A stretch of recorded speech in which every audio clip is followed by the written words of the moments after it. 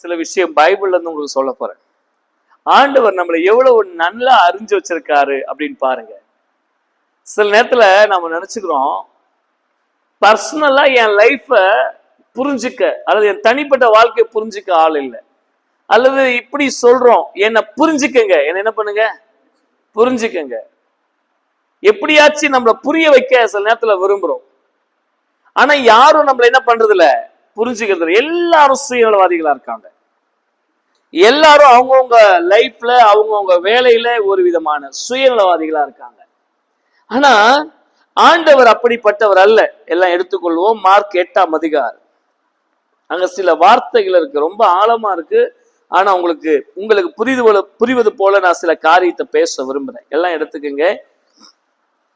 Mark 8ஆம் அதிகாரம், அதிலே 1 முதல் ஆமென் ஒரு 4 வரைக்கும் வசனங்களை வாசிங்க. திரளான ஜனங்கள் கூடி வந்திருக்கையில் சாப்பிடுவதற்கு ஒன்றுமில்லாத போது இயேசு தம்முடைய சீஷரை அழைத்து, ஜனங்களுக்காக பரிதபிக்கிறேன். இவர்கள் இப்பொழுது என்னிடத்தில் தங்கியிருந்த 3 நாளாய் சாப்பிட ஒன்றுமில்லாதிருக்கிறார்கள். ரொம்ப தொலைவுல இருந்து சில பேர் வந்திருக்காங்க. இவர்களை பட்டினியாய் வீட்டிற்கு அனுப்பிவிட்டால் சோர்ந்து போவார்கள் என்றார்.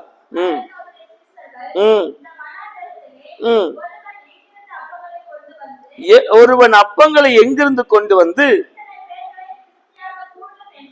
கவனிங்க, ஏசப்பாவுடைய சமூகத்துக்கு ஒரு கொஞ்சம் ஜனம் அவருடைய வார்த்தையை கேட்கறதுக்காக வந்திருந்தாங்க.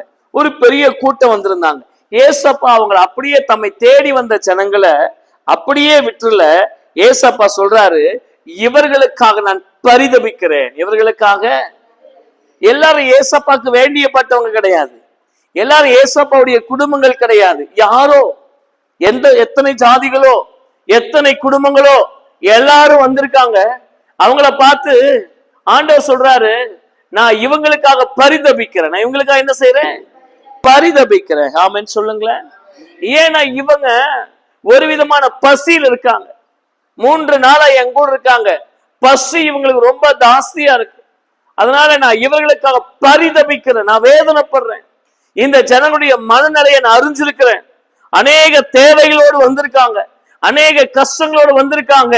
நான் இந்த ஜனங்களுக்காக பரிதபிக்கிறேன், அதாவது நான் வேதனைப்படுகிறேன். அல்லேலூயா.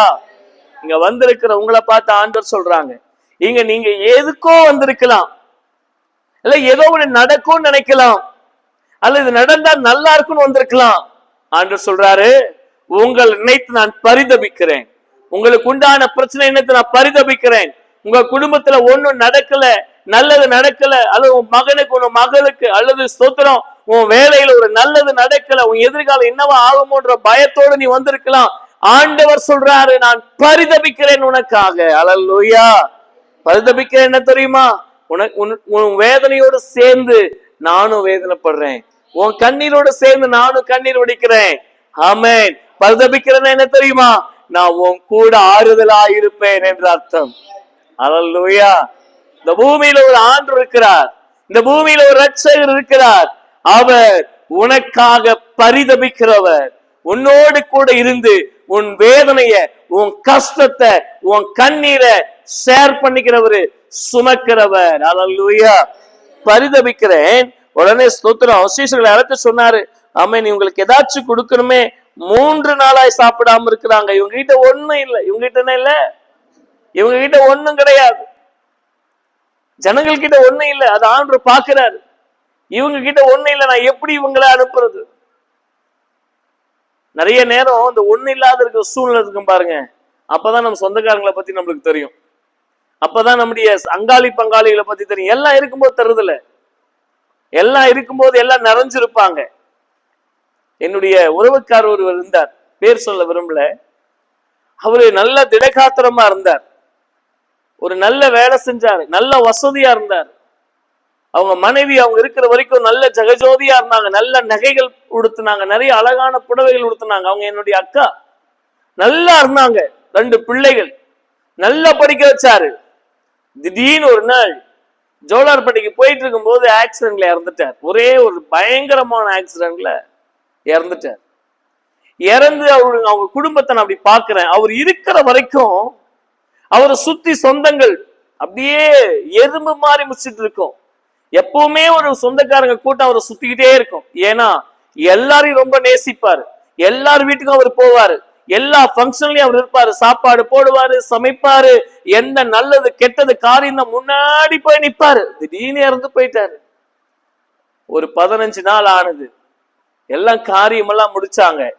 எல்லாரும் சொன்னாங்க, நாங்க இருக்கிறோம், கவலைப்படாத, நாங்க அரிசி வாங்கி கொடுக்கிறோம், உன் பிள்ளைய படிக்க வைக்கிறோம் சொல்லாங்க. ஆனா அவர் இறந்த அந்த நாட்கள் கழிஞ்ச உடனே இப்ப அந்த அம்மாவை போய் பாக்குறேன். ஒரு பானிபூரி கடைக்கு வேலைக்கு போயிட்டு இருக்காங்க. நான் கேட்டேன், எப்படி இருக்கீங்க அக்கா அப்படின்னு கேட்கும்போது, மாமா இருக்கும்போது எங்க வாழ்க்கை வேற, மாமா இல்லைன்னா இப்ப எங்க வாழ்க்கை ரொம்ப அவமானத்துல இருக்கு. நான் யோசிக்கிறேங்க, ஒரு மனுஷன் ஒண்ணு இல்லைன்னா அவனுக்கு ஒண்ணு இல்லாம போயிடுச்சுன்னா அவன் நிலைமையே வேற. அல்லேலூயா. ஆனா ஆண்டவர் சொல்றாரு, உங்ககிட்ட ஒண்ணு இல்லைங்கிறத நான் நல்லா தெரிஞ்சு வச்சிருக்கிறேன். உங்ககிட்ட எல்லாம் இருக்கும்போது வருகிறவர் ஆண்டவர் அல்ல, உங்ககிட்ட ஒண்ணு இல்லாத போது வந்து உன்னை ஆஸ்வதிக்கிறவரே ஆண்டவர். என்கிட்ட ஜனங்கள் கிட்ட ஒண்ணு இல்ல. ஆண்டு சொல்றாரு, இந்த ஜனங்கள் கிட்ட ஒண்ணு இல்ல, அவங்க சோர்ந்து போயிடுவாங்க. ஒண்ணு இல்லாம என்ன போயிடுவாங்க? சோர்ந்து போயிடுவாங்க. ஒண்ணு இல்லைன்னா சோர்ந்து போயிடுவான். அந்த வசனம் ரொம்ப அழகா சொல்லுது பாருங்க, 3வது வசனம். இவர்கள் சில தூரத்திலிருந்து வந்திருக்கிறவர்கள் ஆகையால் நான் இவர்களை பட்டினியாய் வீட்டிற்கு அனுப்பிவிட வழியிலே சோர்ந்து, இவங்களுக்கு ஒண்ணு இல்ல, சோர்ந்து போயிடுவாங்க. இவங்களுக்கு திருப்தி இல்லாத வாழ்க்கை, பசியான வாழ்க்கை. எந்த ஒரு சூழ்நிலையிலும் அவங்களால மேல வர முடியல. எந்த ஒரு சூழ்நிலையும் அவங்க உழைச்சு மேல வரணும்னு நினைச்சாலும் ஏதோ ஒரு கஷ்டம் அவங்களை இழுத்து கீழே தள்ளுது. ஒண்ணும் இல்லாம இருக்காங்க. அல்லேலூயா. இங்க வந்திருக்கிற நீங்க ஒண்ணு இல்லாம இருக்கலாம். ஐயோ, நாளைக்கு மறுநாள் என்ன செய்வேன், இல்ல என் குடும்ப தேவைக்கு நான் என்ன செய்வேன், அல்லது என்னுடைய சீட், என்னுடைய பைனான்ஸ்க்கு நான் என்ன செய்வேன், என்னுடைய வீட்டோட ஆகாரத்துக்கு நான் என்ன செய்வேன். ஒண்ணு இல்லாம நீங்க வந்திருக்கலாம். ஆண்டவர் சொல்றாரு, ஒண்ணு இல்லைன்னா கூட அங்க நான் இருப்பேன்.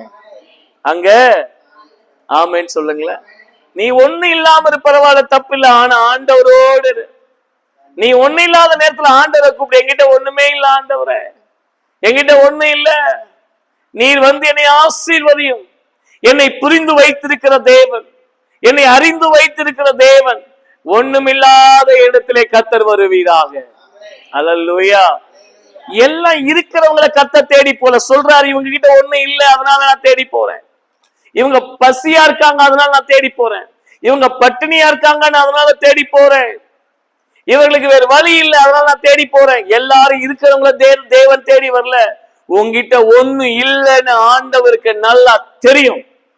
அல்லேலூயா. ஒண்ணு இல்லைன்னு ஆண்டவருக்கு நல்லா தெரியும். ஆனா ஆண்டவர் எதிர்பார்க்கறது தெரியுமா? உன்னை மட்டும்தான் உண்மையா கொடுக்கும்படி எதிர்பார்க்கிறார். ஆண்டவர் உங்ககிட்ட அதை கூட இதை கூட கேட்கல, உன்னை மட்டும் கூட நான் ஆஸ்வதிக்கிறேன், உன் இதயத்தை மட்டும் கூட ஆஸ்வதிக்கிறேன், உங்ககிட்ட என்ன இருக்கோ நீ மட்டும் நான் ஆஸ்வதிக்கிறேன். அல்லேலூயா. ஆமென். எனக்கு திருமண காரியத்தை ஒழுங்குபடுத்தணும். இப்ப எங்க அப்பா கிட்ட வந்து சொன்னேன், நான் அப்பா நான் கல்யாணம் பண்ணிக்கலான் இருக்கேன், ஒரு பொண்ணை பார்த்துட்டேன்ப்பா. எங்க அப்பா கிட்ட பத்திரிகை கொடுத்தோடனே கோவம் வந்துருச்சு எங்க அப்பாவுக்கு. பத்திரிகையை வாங்கி விசாட்டிட்டார். பக்கத்துல அவர் விசாட்டும் போது போய் அது அடுப்புல விழுந்துச்சு, எரிஞ்சிருச்சு பத்திரிக்கை. எனக்கு ரொம்ப துக்கம் ஆயிடுச்சு. பத்திரிக்கை அடிக்க கூட காசு கிடையாது. கொஞ்சம் பத்திரிக்கை அடிச்சோம், அவங்க கொஞ்சம் எடுத்துக்கிட்டாங்க, நான் கொஞ்சம் எடுத்துட்டு வந்துட்டேன். ஒன்றும் கிடையாது. நான் யாருக்கிட்டையும் கடனும் கேட்கல. எனக்கு தெரியும் என் ஆண்டவனை எப்படியாச்சும் நடத்துவாருன்னு. ஆமேன்னு சொல்லுங்க. பத்திரிக்கை வைக்க தொடங்கணும். பெங்களூர்ல போனா பத்திரிக்கை பத்தலன்னு சொல்லும் போது அங்க உள்ள எங்க ஸ்தோத்திரம் உறவுக்காரர், நீ பத்திரிக்கை அடிப்பா அப்படின்னு சொல்லி அவர் கொஞ்சம் பத்திரிக்கை அங்கேயே அடிச்சு, அப்பா இந்த மாதிரி போட்டாங்கன்னு சொன்ன உடனே அவர் கொஞ்சம் பத்திரிக்கை அடிச்சு கொடுத்தாங்க. பத்திரிக்கை எல்லாம் அடிச்சு முடிச்சாச்சு, கல்யாணத்துக்கு போயாச்சு. சொந்தக்காரங்க வருவாங்களா வரமாட்டாங்களான்னு தெரியாது. திருப்பூர்ல கல்யாணம், யாருமே இல்லை, ஒண்ணுமே கிடையாது. ஸ்தோத்திரம். நான் கோயம்புத்தூர்ல போய் ஹாஸ்டல்ல தங்கி இருக்கிறேன். என்னை வளர்த்தவங்க என் கூட கல்யாணத்துக்கு வராங்க கார்ல. நாங்கெல்லாம் கிளம்பி ஸ்தோத்திரம் கல்யாணத்துக்கு போயிட்டு இருக்கிறோம். அது வரைக்கும் எனக்கு ட்ரெஸ் எல்லாம் என்னை வளர்த்தவங்க எடுத்து கொடுத்தாங்க. பாசம்மா வீட்டுல அவங்களே எடுத்துக்காங்கன்னு சொல்லிட்டாங்க. எங்களுக்கு தேவையானதை நாங்க எடுத்துக்கிறோம், உங்களுக்கு தேவையானதை நீங்க எடுத்துக்கங்க. ஒண்ணுமே இல்லை. ஆண்டவர்கிட்ட ஒரே ஒரு வார்த்தை தான் சொன்னேன், ஆண்டவரே என் கல்யாணத்துக்கு வரத்துக்கு யாருமே இல்லை, என் மனைவிக்கு நான் எதையாச்சும் வாங்கி கொடுக்க ஆசைப்பட்டாலும் என்கிட்ட ஒண்ணும் இல்லை, அவங்களும் என்கிட்ட எனக்கு ஒண்ணும் வாங்கி கொடுக்கல, ஒண்ணுமே இல்லாம நாங்க போயிட்டு இருக்கிறோம், கர்த்தர் என் கூட வாங்க. ஆனா கெத்துக்கு குறவில்லை. சொல்லுங்க, கெத்துக்கு குறவில்லை. ஒண்ணுமே இல்லை, ஆனா கெத்துக்கு குறவில்லை. முன்னாடி ஒரு கார், இனோவா காரு, சென்டர்ல ஒரு டெம்போ டிராவலர், ஹாஸ்டல்ல இருக்கிற பசங்க எல்லாம் இருக்காங்க. பின்னாடி ஸ்தோத்திரம் ஒரு கோலிஸ் காரு. முன்னாடி உள்ள கார்ல நான் தான், நம்முடைய தலைமை பாஸ்டர், அவர் நம்முடைய அப்பா, அவர் எத்தனையோ பசங்களை வளர்த்தவங்க. அவங்க சர்ச்சில் ஸ்தோத்திரம் எத்தனையோ 1000 ஜனம் இருக்கு. அவர் இறங்கி சூட் கேஸ் எடுத்துட்டு வர்றாரு. நான் கேட்கிறேன், அப்பா நீங்க எடுக்காதீங்கப்பா. அவர் சொல்றேன், நீ இன்னைக்கு மாப்பிளடா, நான் தோல் மாப்பிள்ள, நான் எடுத்துக்கிறேன். அவர் பெரிய மனுஷன். அவரு சூட் கேஸை எடுத்துட்டு எனக்கு பின்னாடி வர்றாரு. அப்புறம் எனக்கு உள்ள போனோம். திருமணத்துக்கு எல்லாம் ஸ்தோத்திரம் ஆயத்தமா இருந்தாங்க. 10 மணிக்கு கல்யாணம், 12 மணிக்கு மாப்பிள்ளை வந்து சேர்ந்துட்டேன். வந்து சேர்ந்து திருமணம் நடக்க போகுது. நான் பாக்குறேன், வெறும் ஸ்தோத்திரம் ஊழியக்காரங்களே நிறைஞ்சிருக்காங்க. அந்த சர்ச் ஃபுல்லா வெறும் பாசமா, ஸ்டேஜ்ல பாசமா தான் நிறைஞ்சிருக்கிறாங்க.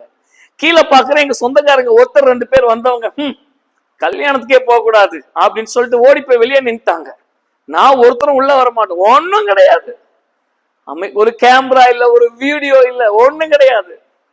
ஆனா ஸ்தோத்திரம் அன்னபூர்ணா ஹோட்டல்ல நல்ல சாப்பாடு, நெய் பருப்பு சாம்பாரு, புளி சாம்பாரு, ஸ்தோத்திரம் கார குழம்புன்னு வெரைட்டியா வைக்கிறாங்க சாப்பாடு. திருமணம் ஆசீர்வாதமா நடந்துச்சு. எங்க பாஸ்டர் எங்களை ஆசீர்வதிச்சு போனாங்க.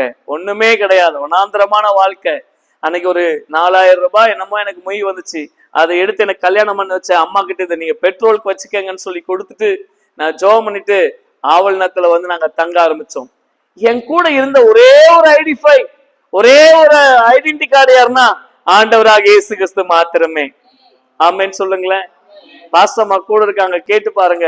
அவங்க ஒரு ப்ளூ கலர் ஷர்ட் எடுத்து கொடுத்தாங்க அவங்க அம்மா வீட்டுல. எனக்கு ஒரு அந்த அந்த நல்ல ஒரு லைட் ப்ளூன்னு நினைக்கிறேன், அந்த ஷர்ட் எடுத்து கொடுத்தாங்க. அதுதான் எங்க பாஸ்டம், நம்ம பாஸ்டம் வீட்டுல எனக்கு கொடுத்த பயங்கரமான சீரு. அது ஒரு ஷர்ட். அத கொண்டு போயிட்டு ஒரு நாள் போட்டு அடுத்த நாள் தண்ணியில முக்கணும் பாருங்க, மொத்த சாயமும் போயிடுச்சு. இப்ப அது ப்ளூவா இருக்கா வெள்ளையா இருக்கான்னே சந்தேகம். ஒண்ணும் இல்லை. ஆனா நானும் அவங்களுக்கு ஒண்ணும் செய்யல. வந்து எங்களை புரிதலோடு வாழ்க்கையை நடத்தணும், ஒருவரை ஒருவர் புரிந்து கொண்டு வாழ்க்கையை நடத்தணும். நாங்க இப்ப திரும்பி பார்க்கிறோம், ஒண்ணுமே இல்லாத இருந்த எங்களை தேடி வந்த ஆண்டவர் இன்னைக்கு எவ்வளவு ஆடைகள் தெரியுமா, எத்தனை விதமான ஆசீர்வாதங்கள் தெரியுமா. ஆமேன்னு சொல்லுங்களேன். எத்தனை குடும்பங்கள் தெரியுமா. ஆமேன்னு சொல்லுங்களேன். இங்க வந்திருக்கிறவங்க வாழ்க்கையில ஒண்ணு இல்லாம இருக்கலாம், டோன்ட் கேர், யாரும் தேவையில்லை. தாயும் தகப்பனும் கைவிட்டாலும் அவர் உன்னை சேர்த்துக் கொள்ளுவார். உன் தாயும் உன் தகப்பனும் கைவிட்டாலும் அவர் உன்னை சேர்த்துக் கொள்ளுவார். ஒண்ணு இல்ல. இன்னைக்கு நாங்க திரும்பி பார்க்கிறோம், அப்பான்னு கூப்பிடுற ஒரு பிள்ளைகள், தாத்தான்னு கூப்பிடுற ஒரு கூட்டம், சித்தப்பா பெரியப்பான்னு கூப்பிடுற ஒரு கூட்டம், சபையில எங்க போனாலும் ரொம்ப உரிமையா நேசிக்கிற ஒரு கூட்டத்தை கர்த்தர் கொடுத்திருக்கிறார். அல்லேலூயா. ஒண்ணு இல்ல, ஒண்ணு இல்லாத என்கிட்ட இயேசு இருக்காரு. ஒண்ணு இல்லாத எங்க வாழ்க்கையில இயேசு இருக்காரு. எனக்கு நான் என் தாயும் தகப்பனையும் நம்பல, ஸ்தோத்திரம் என் உறவுகளை நான் நம்பல. நான் ஒரே ஒரு நம்பிக்கைக்குரியவர், என் இயேசு மாத்திரமே. என் மாமியார் குடும்பத்தை நம்பல, ஸ்தோத்திரம். என் மனைவிக்கு நான் கல்யாணம் பண்ணும்போது சொன்னேன், எல்லாம் இருக்குன்னு என்ன கல்யாணம் பண்ணிக்க, ஒண்ணும் கிடையாது, அடுத்த சோத்துக்கே வழி இல்லை. ஆனா நான் ஸ்தோத்திரம் பாஸ் ஆயிட்டேன். நான் வேலை செய்யல, நான் வேலையை விட்டுட்டு வந்துட்டேன். நான் வேலை செஞ்சிருந்தா பரவாயில்ல, ஒண்ணு நல்லா பார்த்திருப்பேன். இப்ப பாஸ் ஆயிட்டதுனால நான் கடவுளை நம்பி மட்டும்தான் வாழ போறேன், கடவுள் கொடுக்கறதான் சாப்பிட போறோம். ஆனா நாங்க இப்ப சொல்றோம், வேலை செய்யறவங்க கூட ஸ்தோத்திரம் வாரத்துக்கு ஒரு நாள் தான் கறிசோறு சாப்பிடுவாங்க, நாங்க டெய்லி கறிசோறு சாப்பிடுறோம். ஐயோ வேணாங்க அப்படின்னு சொன்னா கூட விடமாட்டேங்கிறாங்க. அல்லேலூயா. தேவ பிள்ளைகளை, ஒரே ஒரு காரணம், ஒண்ணுமே இல்லாத வாழ்க்கையை ஆண்டவர் கொடுத்திருக்க. யார் நம்முடைய வாழ்க்கையில இருக்காங்களோ இல்லையோ, இயேசுனுடைய வாழ்க்கையில வரணும். நீங்க சொல்றாரு இவங்க கிட்ட ஒண்ணு இல்லையே, இவங்க சோர்ந்து போயிடுவாங்க. ஒண்ணு இல்லைன்னா என்ன ஆயிடுவாங்க, நம்ம கிட்ட ஒண்ணு இல்லைன்னா சோர்ந்து போயிடுவோம். ஆண்டு சொல்றாரு, நான் போறேன் அவங்க கிட்ட. என்ன நான் போறேன், நான் போய் என்ன செய்ய போறேன் தெரியுமா? வாசிங்க 5வது வசனத்தையும் 6வது வசனத்தையும். உங்களிடத்தில் எத்தனை அப்பங்கள் உண்டு என்று கேட்டார்.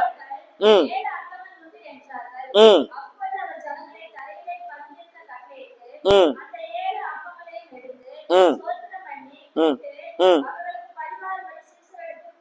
ம் ம் ம் ம் ம் அவங்க சாப்பிட்டு என்ன பண்ணாங்களா? ஒண்ணுமே இல்லாத இருந்த இப்ப ஒரு 7 அப்பம் தான் இருக்குன்னு சொன்னாங்களாம். எங்கிட்ட ஒண்ணு இல்லாத வனாந்தரமான இடம், சம்பாதிக்கிறதுக்கு வழி இல்ல, வாங்கறதுக்கு வழி இல்ல, ரொம்ப கஷ்டமான இடம், ஒண்ணுமே இல்லைன்னு சொன்னாங்களாம். அதுக்கு அவர் சொன்னாரா, உங்ககிட்ட என்ன இருக்கு? 7 அப்பம் இருக்கு. ஆனா இங்க எவ்வளவு பேர் இருக்கிறாங்க தெரியுமா? நிறைய ஜனம், 5000த்துக்கு மேற்பட்ட புருஷர்கள் அங்கே உண்டு, 4000த்துக்கு மேற்பட்ட புருஷர்கள் அங்கே உண்டு. இவங்க எல்லாத்தையும் நாம போஷிக்கணுமே. அல்லேலூயா சொல்லுங்க, அல்லேலூயா. உடனே ஆண்டு என்ன தெரியுமா செஞ்சாங்க? அவர்களை பந்தி இருக்க கட்டளையிட்டார். சொல்லுங்க, அவங்களுக்கு நல்லா அதை இருக்கிறதையும் ஆஸ்வதிச்சார். சொல்லுங்க, நான் இன்னைக்கு சொல்றேன், இங்க வந்திருக்கிற உங்களுக்கு இருக்கிறதையே, உங்ககிட்ட என்ன இருக்கோ அதையே அவர் ஆஸ்வதிப்பார். என்ன என்ன இருக்கோ சொல்லுங்க, என்ன இருக்கோ அதையே ஆஸ்வதிப்பார். ஒருவேளை நீங்க இப்ப இங்க வந்திருக்கும் போது இப்ப உங்ககிட்ட ஒண்ணு இல்லாம இருக்கலாம், உங்க வாழ்க்கையில ஒண்ணு இல்லாம புலம்பி அழுது தீர்த்து இருக்கலாம், எல்லாம் இருந்தும் இல்லாத மாதிரி ஒரு வாழ்க்கை வாழ்ந்திருக்கலாம். ஸ்தோத்திரம். ஒண்ணுமே இல்ல, நம்ம இனிமே என்ன செய்ய போறோம் நினைக்கலாம். ஒண்ணுமே இல்ல. சொல்லுங்க, கை தூக்கி, என்கிட்ட ஒண்ணும் இல்ல, ஆனா இயேசு இருக்கார். அல்லேலூயா. அசைக்க முடியாத ஒரு நம்பிக்கை. சொல்லுங்க, அசைக்க முடியாத ஒரு நம்பிக்கை இருக்கு. அது என்ன தெரியுமா? என் கூட இயேசு இருக்காரு. அல்லேலூயா. அவர் யாருங்க? தெய்வமா? இல்ல, எனக்கு அவர் தெய்வமா வேணாம். அவர் எனக்கு தெய்வமா வேண்டாம். ஸ்தோத்திரம். ஏன்? நான் பார்க்காத தெய்வம் இல்ல, நான் நிறைய தெய்வங்களை பார்த்துட்டேன். எனக்கு அவர் தெய்வமா வேண்டாம். அவர் எனக்கு யாரா வேணும் தெரியுமா? எனக்கு தாயும் தகப்பனும் அவராகவே இருக்கணும். எனக்கு அம்மாவும் அவரே, அப்பாவும் அவரே. அல்லேலூயா. ஒண்ணுமில்லாத வாழ்க்கையில் அவர் தாயும் தகப்பனுமா உங்ககிட்ட வருவார். வசனம் எப்படி சொல்லுது? சங்கீதத்துல, உன் தாயும் தகப்பனும் உன்னை கைவிட்டாலும் அவர் உன்னை கைவிடவே மாட்டார். அவர் உன்னை சேர்த்து கொள்ளுகிற தேவன். அல்லேலூயா. யாரு வேணாலும் உங்களை வெறுக்கலாம், யாரு வேணாலும் வேண்டாம்னு சொல்லலாம், ஆனா ஆண்டவர் உங்ககிட்ட வருவாரு. ஆண்டவர் உன்னை சேர்த்து கொள்ளுவாரு. ஆண்டவர் உன்னை ஆசீர்வதிப்பாரு. ஆண்டவர் உன்னை உயர்த்துவாரு. ஆமென். இருக்கிற மாதிரி காமிங்க ஆண்டவர்கிட்ட. நமக்கு பேராசையும் பொருளாசையும் இருக்கவே கூடாது. சொல்லுங்க. ஒரு சின்ன கதையை சொல்றேன், நான் முடிக்கிறேன், இன்னொரு 10 நிமிஷத்துல முடிக்கிறேன். ஒரு மனுஷன் வெங்காயம் வியாபாரம் பண்ணிட்டு இருந்தாராம். நேற்றுக்கு நான் சொன்னேன், அங்க சர்ச்ல ஒரு மனுஷன் வெங்காயம் வியாபாரம் பண்ணிட்டு இருந்தாராம். அவங்க பங்காளி ஒருத்தர் பூண்டு வியாபாரம் பண்ணிட்டு இருந்தாராம். சொல்லுங்க, என்ன வியாபாரம்? ஆமா, இவர் வெங்காயம் வியாபாரம், அவங்க பங்காளி பூண்டு வியாபாரம். வெங்காயம் வியாபாரம் பண்றவரு கடல் கடந்து வியாபாரம் பண்றதுக்கு வேண்டி கப்பல்ல நிறைய வெங்காய மூட்டைகளை ஏத்தி வேற ஒரு நாட்டுக்கு கொண்டு போயினுக்கிறார். போற வழியில ஒரு தீவு, அந்த தீவுல போகும்போது கப்பல் ரிப்பேர் ஆயிடுச்சு. ரிப்பேர் ஆன கப்பலை நிக்க வச்சுட்டு அந்த கேப்டன் சொன்னாராம், இந்த கப்பல் ரெடி ஆகிறதுக்கு 1 மாசம் ஆகும். இந்த கப்பல் ரெடி ஆகிறதுக்கு 1 மாசம். இவர் வெங்காய வியாபாரம் நினைச்சா, ஐயோ 1 மாசம் ஆகுமா, வெங்காயம் எல்லாம் வீணா போயிடுமே மனசுல நினைச்சிட்டு, அங்க உள்ள தீவுல உள்ள அந்த ஆட்களுக்கு இந்த வெங்காயத்தை வியாபாரம் பண்ணலான்னு கொண்டு போய் வியாபாரம் பண்ணா, அந்த தீவுல உள்ள ஒருத்தனுக்கும் வெங்காயத்தை பத்தி தெரியல. வெங்காயம்னா என்னன்னே தெரியல, காட்டுவாசிங்க அவங்க. அந்த ஊர்ல உள்ள ராஜா கிட்ட போனாரா அந்த வெங்காய வியாபாரி. சொன்னாரா, வெங்காயம் இது வாங்கிக்கங்க, இது சாப்பாட்டுக்கு நல்லா இருக்கும்னா. வெங்காயத்தை பத்தி தெரியாதனால அவரு வேண்டான்ட்டாராம். இவர் கொஞ்சம் புத்திசாலியை யோசிச்சு வெங்காய சட்னி, வெங்காய பக்கோடா, வெங்காயத்துல என்னென்னலாம் செய்ய முடியுமோ எல்லாத்தையும் செஞ்சு அவர் கொடுத்தாராம் ராஜாவுக்கு. ராஜாவுடைய நாக்குல டேஸ்ட் ஒட்டிச்சு. உடனே ராஜா சொன்னாராம், இத மொத்தத்தையும் வாங்கு, நம்ம நாட்டு மக்களுக்கு கொடு அப்படின்னு. எல்லா மொத்த வெங்காயத்தையும் வாங்கிட்டாங்க. சொல்லுங்க. ஆமா. இப்ப ராஜா கேட்டாராம், இந்த வெங்காயத்துக்கு பதில் உனக்கு என்ன வேணும்?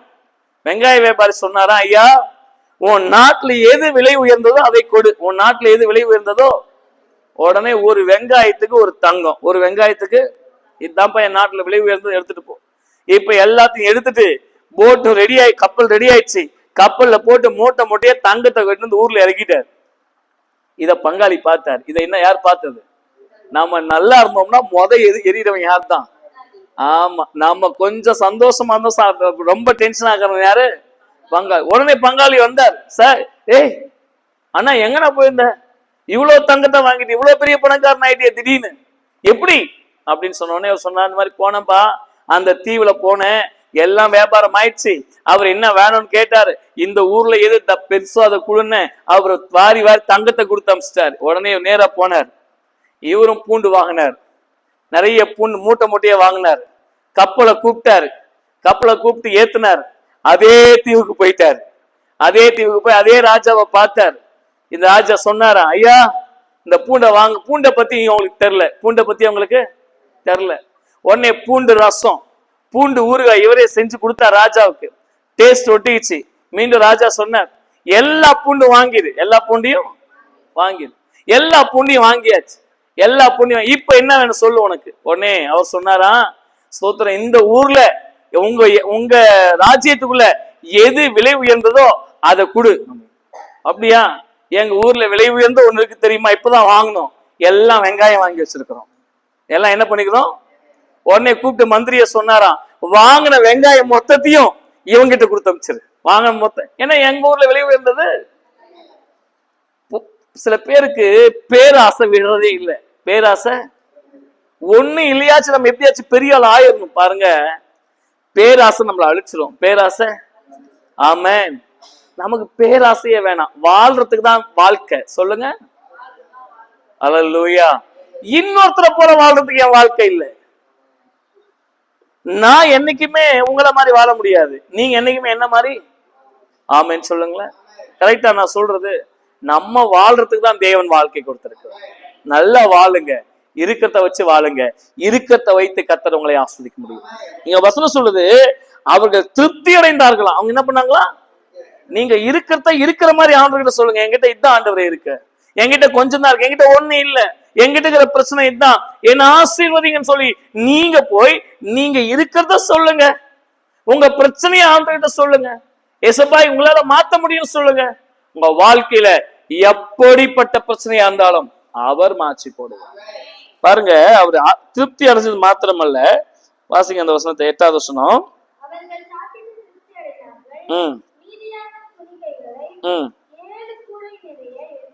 9வது வசனம். சாப்பிட்டவங்க மொத்தம் எவ்வளவு பேரு? 4000 பேரு. சாப்பிட்டதை என்ன பண்ணாங்களா? ஆமென் சொல்லுங்களேன். சாப்பிட்டது 4000 பேர் சாப்பிட்டு மீதி எடுத்தாங்களாம். சொல்லுங்க. ஆண்டவர்கிட்ட வந்துட்டீங்கன்னா மீதி எடுப்பீங்க. ஆண்டவர்கிட்ட வந்துட்டீங்கன்னா வரும்போது ஒண்ணு இல்லையா? வரும்போது என்ன இல்ல? ஆண்டவர்கிட்ட சொன்னாங்க, என்கிட்ட என்ன இல்ல. இப்ப போகும்போது என்ன பண்ணாங்களாம்? மீதி எடுத்துட்டு போனாங்களாம். ஆண்டவர் வந்துட்டாருன்னா ஒண்ணும் இல்லாத உன் வாழ்க்கையை தேவன் நிரப்புவார். நல்லா புரிஞ்சுக்கணும். ஒண்ணு இல்லாத வாழ்க்கைய, ஒண்ணுமே இல்லாத வாழ்க்கைய மீதி எடுக்க தேவன் கிருபை செய்வார். நீங்க சொல்லலாம், பாஸ்டர் நான் நிறைய சம்பாதிக்கிறேன், வேலையெல்லாம் நிறையவே இருக்குது, நான் ஆனா மீதி எடுக்க முடியல, என்னால என்ன பண்ண முடியல. எப்படியாச்சும் மேல வரணும், முன்னேறணும்னு நினைக்கிறேன். ஆனா எப்படியாச்சும் இந்த மாசத்துல ஒரு 10,000 ரூபாய் ஒரு சீட்டை கட்டி தனியா வந்துடலான்னு பார்த்தா முடியல. மீதி எடுக்க முடியல என்னால. உழைக்கிறேன் உழைக்கிறேன் உழைக்கிறேன், உழைச்சுக்கிட்டே இருக்கும். கஷ்டம் தான் ஜாஸ்தியா இருக்கே தவிர மீதம் எடுக்க முடியலன்னு உங்களுக்கு ஒரு கேள்வி இருக்கலாம். ஆண்டவர்கிட்ட நீங்க ஒண்ணும் இல்லாதவங்களா வாங்க. உங்க வேலைய, உங்க குடும்பத்தை, உங்க பிள்ளைகளை, உங்க விவசாயத்தை, உங்க ஆடு மாடுகளை, உங்க கோழிகளை தேவன் ஆசீர்வதிப்பார். அல்லேலூயா. ஆசீர்வதி மீதம் எடுக்க செய்வார். சொல்லுங்க, சத்தமா சொல்லுங்க. மீதம் ஒவ்வொரு மாசமும் மீதம் எடுக்க செய்வார். எக்ஸ்ட்ராவா தேவன் வாழ செய்வார். செலவை தேவன் குறைப்பார். வியாதி இல்லாத வாழ்க்கையை தேவன் தருவார். கடன் இல்லாத வாழ்க்கையை தேவன் தருவார். கஷ்டம் இல்லாத வாழ்க்கையை தேவன் தருவார். உங்க வாழ்க்கையை தேவனால் ஆசீர்வதிக்க முடியும். அல்லேலூயா. அவரால் ஆகாத ஒண்ணுமே. அவர் உன் வீட்டுக்கு வந்துட்டா போதும். உங்ககிட்ட எல்லாம் இருந்தாதான் வருவேன் அப்படின்னு ஆண்டு சொல்ல மாட்டாரு. நீ கூப்பிட்டா போதும், இல்லைனாலும் வருவாரு. உனக்கு பசியா இருக்கிறது அவருக்கு தெரியும். நீ சோர்ந்து போவன்னு அவருக்கு தெரியும். உங்ககிட்ட ஒண்ணு இல்லைன்னு அவருக்கு தெரியும். அவர் தெரிஞ்சதுனாலதான் சொல்றாரு, நான் உன்னை ஆஸ்வதிக்கிறேன், நான் உன்னை உன்னை மீதியா எடுக்க செய்யறேன். இன்னைக்கு ஒரு வேளை உங்ககிட்ட ஒண்ணும் இல்லாம இருக்கலாம், இன்னைக்கு ஒரு வேளை நீ பட்டினியா இருக்கலாம், இன்னைக்கு ஒரு வேளை உன் வழியில நீ சோர்ந்து போய் நிக்கலாம். ஐயோ நான் என்ன செய்ய போறேன், ஏது செய்ய போறேன், என் எதிர்காலம் என்ன ஆகும்னு சொல்லி இன்னைக்கு சோர்ந்து போய் நிற்கலாம். கவலைப்படாத, ஆண்டவர் உன் வாழ்க்கையில வந்துட்டார்னா மீதம் மீதம் எடுக்க செய்வார். சொல்லுங்க ஆமென். மீதம் எடுக்கிறதுனா என்னங்க? வாரி எடுக்கிறது. சொல்லுங்க சொல்லுங்க, கையெடுத்து சொல்லுங்க, நான் வாரி எடுப்பேன், ஆசீர்வாதத்தை வாரி எடுப்பேன். அல்லேலூயா. நிறைய எடுப்பீங்க, நம்புறீங்களா? நிறைய எடுப்பீங்க, நம்புறீங்களா? அல்லேலூயா. உங்க இனிமே உங்க வருமானம் ஓட்ட பையில போட்டது போல இல்ல, உங்க வருமானம் கிழிஞ்ச பாக்கெட்ல போட்டது போல இல்ல, மீதம் மீதம் எடுக்க செய்வோம். அல்லேலூயா. நீங்க ஆசீர்வாதமா இருப்பீங்க, உங்க வாழ்க்கை ஆசீர்வாதமா இருக்கும், உன் குடும்பம் ஆசீர்வாதமா இருக்கும். ஆனா வந்து உன் பிரச்சனையை ஆண்டவர்கிட்ட சொல்லு, என்கிட்ட ஒன்னும். அல்லேலூயா. சில பேர் ஆண்டவர்கிட்ட வரும்போது கூட பணக்கார மாதிரி தான் வருவாங்க. ஆண்டவர்கிட்ட வரும்போது கூட எப்படிதான் வர்றது? கடவுள்கிட்டே வரும். அல்லேலூயா. யார்கிட்ட வர்றது? கடவுள்கிட்ட வரும்போதே இப்படிதான் வர்றது, பணக்காரர் மாதிரி தான் வருவாங்க. நம்ம கடவுள்கிட்ட வரும்போது பிள்ளையா வரணும். கடவுள்கிட்ட வரும்போது அவருக்கு மறைவாய் ஒண்ணுமே, அவருக்கு மறைவா ஒண்ணுமே. ஆமென். ஸ்தோத்திரம். லாஸ்டா ஒரு சாட்சியை நான் சொல்லி முடிக்கிறேன். ஒரு நாள் எனக்கு ரொம்ப கஷ்டமா இருந்துச்சு, சில நாட்கள் ஆயிடுச்சு. அப்போ ஒரு 15 லட்சம் ரூபாய் கடன் பண்ணி, 15-30 லட்சம் ரூபாய்க்கு மேல கடன் பண்ணிட்டு ஒருத்தர் தற்கொலை பண்ணிக்கலாம் அப்படின்னு சொல்லி நினைச்சிருந்திருக்கு. அப்போ அவங்க அந்த ஊர்ல உள்ள ஒரு பாஸ்டர் சொன்னாரா, இந்த மாதிரி அங்க ஒரு தம்பி இருக்காரு, அவங்க கிட்ட போய் ஜெபம் பண்ணிட்டு வாங்க அப்படின்னு சொல்லி ஒரு பாஸ்டர் சொல்லி அனுப்புறாரு. அவங்க நம்ம வீட்டுக்கு வந்தாங்க, அவங்க குடும்பமா வந்துட்டாங்க. குடும்பம் வந்து ஏன்னு கேட்டேன், இல்ல கடன்காலம் துரத்துறேன், என்னால வாழ முடியலைங்க, என்ன பண்றதுன்னு தெரியல.